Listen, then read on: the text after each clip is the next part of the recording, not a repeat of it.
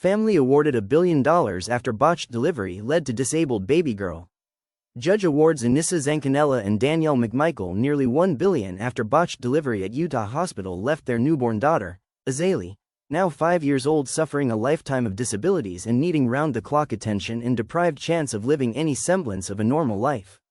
A Utah judge awarded a family nearly $1 billion after following the botched delivery of a baby that will likely lead to the infant suffering a lifetime of disabilities. Anissa Zancanella, Danielle McMichael and their 5-year-old daughter Azalee were awarded $951 million by Judge Patrick Coram earlier this month after he found Steward Healthcare liable for the botched delivery of the newborn in West Valley City, Utah on October 14, 2019. Botched childbirth at Utah Hospital.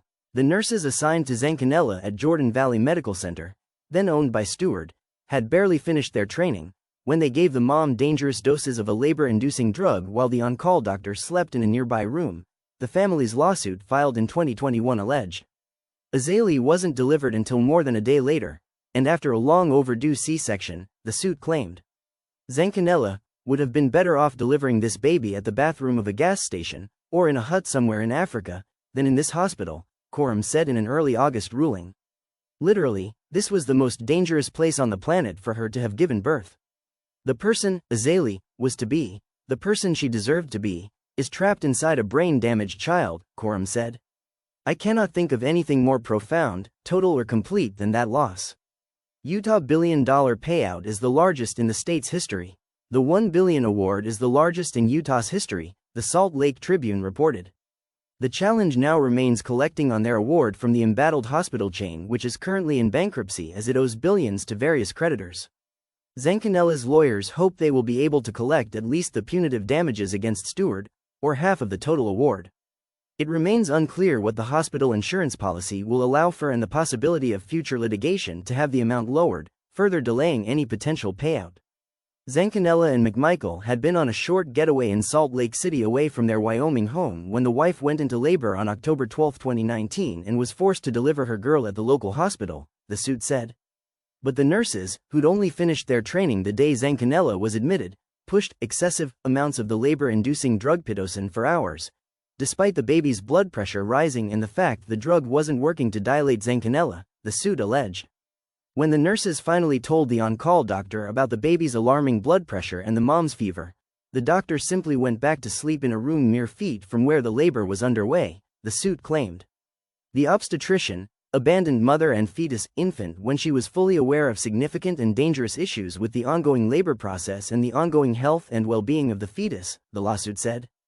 Azalee botched baby delivery at Utah hospital leads to girl robbed of normal life. When Azalee was delivered via C-section, she had a misshapen head, a swollen face and bruising and bulging on the front of her scalp, the suit claimed. The baby had to be airlifted to Primary Children's Hospital's intensive care unit in Salt Lake City for a slew of complications, including having been without sufficient oxygen during the labor, the suit alleged.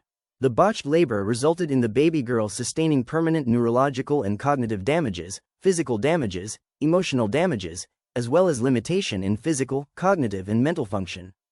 The mother alleged that Azalee remained healthy her entire pregnancy, up until the moment she was delivered. Azalee now needs 24/7 care because of regular seizures.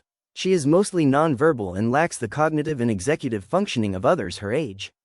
Doctors think she'll never be able to carry out normal activities like driving a car, attending college or working. Azalee, according to her mother, needs constant round-the-clock care. The parents say they plan to get Azalee a service dog to help with seizure detection.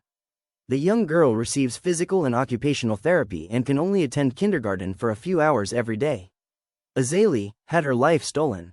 We all did. We had her taken from us, Zancanella said during a 3-day bench trial, according to Coram's ruling. She is trapped. I know that my daughter is in there, but she can't come out and I think of that every day. Steward denied the allegations and any liability in May 2024 court papers, but later that year its lawyers asked to withdraw from the case on the grounds they were no longer getting paid and were having trouble getting into contact with the company. The judge approved their withdrawal, but the company never appointed new lawyers. The hospital was renamed Holy Cross Hospital West Valley after it was acquired by Common Spirit Health 2 years ago. Like and subscribe for more.